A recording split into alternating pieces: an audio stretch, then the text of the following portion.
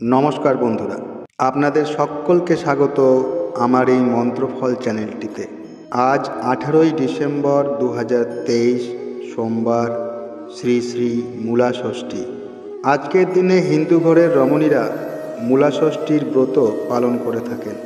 শাস্ত্রমতে বলা হয়ে থাকে, এই ব্রত পালনের ফলে সেই সকল রমণীদের পুত্রকন্যাদের কোনো প্রকার রোগ হয় না এবং তারা নিরোগ ও দীর্ঘ আয়ু লাভ করে মা ষষ্ঠীর কৃপায়। জীবনে নানা প্রকার সুখ ও সমৃদ্ধির আগমন ঘটে মা ষষ্ঠীর আশীর্বাদে। তাই আজকের দিনে যারা যারা এই ব্রত পালন করেছেন এবং যারা এই ব্রত কোনো কারণবশত পালন করতে পারেননি, তারাও মূলা ষষ্ঠীর এই ব্রত কথাটি একটিবার হলেও পাঠ করবেন অথবা শ্রবণ করবেন, তাতেও তারা সুফল পাবেন। তবে একটি কথা খেয়াল রাখবেন, ব্রতকথা যখন পাঠ করবেন অথবা শ্রবণ করবেন, তখন তা সম্পূর্ণ পাঠ করবেন বা শ্রবণ করবেন। আংশিক ব্রতকথা পাঠে বা শ্রবণে কোনো লাভই পাওয়া যায় না। ব্রতকথা পাঠ করা শুরু করছি, আপনারা তা ভক্তি ভরে শ্রবণ করুন। মূলা ষষ্ঠীর ব্রতকথা। এক দেশে এক বামন ছিল।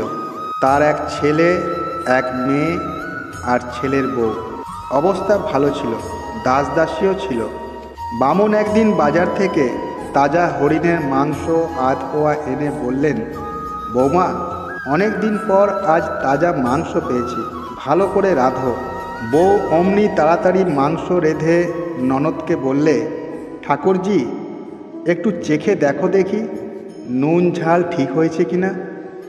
ননদ বললে, না বৌদি, বাবার আগে কি খেতে আছে?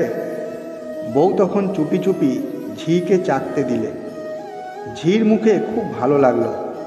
সে তখন বলল, বৌদি, বড্ড গরম কিনা ঠিক বুঝতে পারলুম না, আরও একটু দাও। এইভাবে চাখতে চাখতে আধ পোয়া মাংস ফুরিয়ে গেল। তখন বউ বললে, এখন কি হবে? তুই বাছা বাজার থেকে মাংস নিয়ে আয়, এই নে দাম। ঝি দাম নিয়ে বাজারে ছুটে গেল। এ বাজার সে বাজার খুঁজলে, কিন্তু মাংস আর কোথাও পেলে না। শেষে কি করে, কোথাও কিছু না পেয়ে ফিরে আসছে।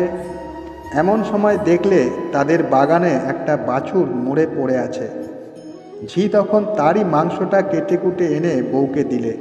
বউ বাটনা বেটে মাংস মেখে বেশ করে কষিয়ে জল দিলে। দুপুর হয়ে এলো, তবু মাংস আর সিদ্ধ হয় না। বউ ঝিকে সব বললে। ঝি বললে, কি জানি বৌদি। এদিকে শ্বশুর স্নান করে এসে বললেন, বৌমা, রান্না হয়েছে? সেই কথা শুনে বউ ভয়ে ভয়ে ননদকে ডেকে বললে, বসো, ঠাই করে দিচ্ছি। মাংস সেদ্ধ হয় না দেখে বউয়ের সন্দেহ হলো, কাজেই এই মাংস কি করে খেতে দেবে? তখন ঝিকে ডেকে বললে, দেখ, আমি যখন ঠাই করতে আসন গেলাস নিয়ে পা পিছলে পড়ে যাব, তখন তুই আমার মাথায় ঘড়া ঘড়া জল ঢেলে দিবি। বউয়ের কথা মতো ঝি তাই করলে।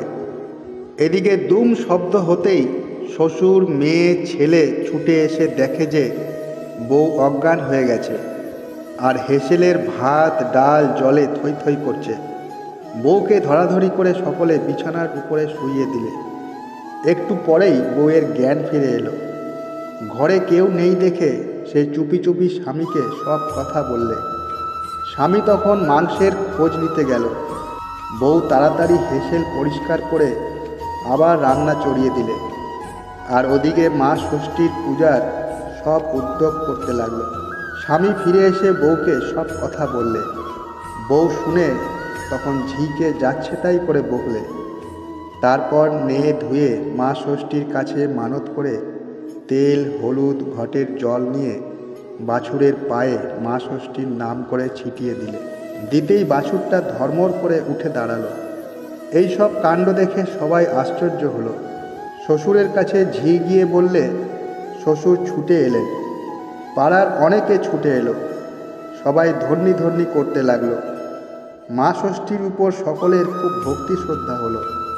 শ্বশুর মা ষষ্ঠীকে প্রণাম করে বললেন, অঘ্রাণ মাসে শুক্লা ষষ্ঠীর দিনে যে মাছ মাংস খাবে তাকে গোহত্যা ব্রহ্মহত্যার পাতক হতে হবে। আর এই ষষ্ঠীর দিন কেবল সকলে মূলার তরকারি নানা প্রকার রেঁধে পরোটা বা লুচির সঙ্গে খাবে, তাহলে তার অক্ষয় পুণ্য সঞ্চয় হবে।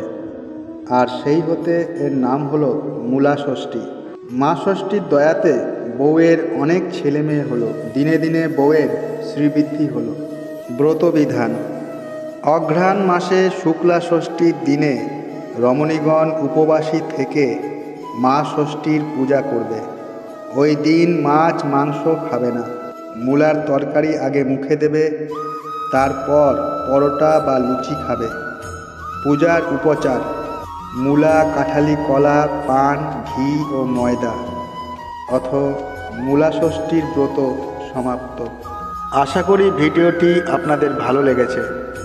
যদি ভালো লেগে থাকে একটি লাইক করে দেবেন এবং আপনজনদের মধ্যে শেয়ার করে দেবেন। চ্যানেলটিকে সাবস্ক্রাইব করে পাশে থাকা বেল আইকনটিকে প্রেস করে দেবেন। সবাই খুব সুস্থ থাকবেন, ভালো থাকবেন। ধন্যবাদ।